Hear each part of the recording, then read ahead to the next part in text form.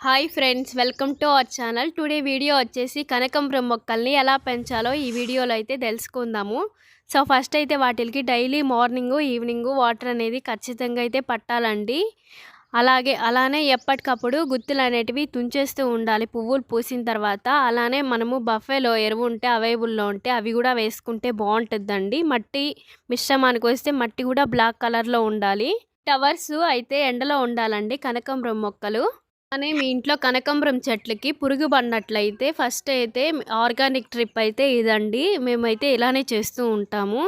So first వేపాకు బాగా hot వాటర్లో మరగబెట్టి ఆ వాటర్ అనేది స్ప్రే చేస్తే ఆ పురుగు అనేది చచ్చిపోతుంది. అప్పుడైతే చెట్టు బాగా వస్తుంది. మేమైతే ఇలానే చేస్తామండి.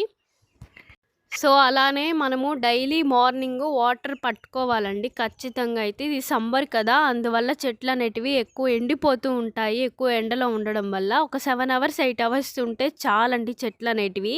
అలానే మేము వేసేది కూడా చెట్లు గ్రౌండ్ బ్యాగ్స్లో వేస్తామండి. చాలా అంటే చాలా బాగా వస్తాయి. సో ఇప్పుడు మట్టి మిశ్రమానికి వచ్చేసరికి మట్టి అయితే ఇలా ఉండాలండి కనకాంబరం చెట్లకి. అలా ఉంటే బాగా గ్రోత్ ఉంటాయి, పువ్వులు కూడా బాగా పూస్తాయండి. మా ఇంట్లో 5 రకాల కనకాంబరం మొక్కలైతే ఉన్నాయండి. అవి కూడా చాలా అంటే చాలా బాగా పూస్తున్నాయి 5 రకాల కనకాంబరాల మొక్కలైతే.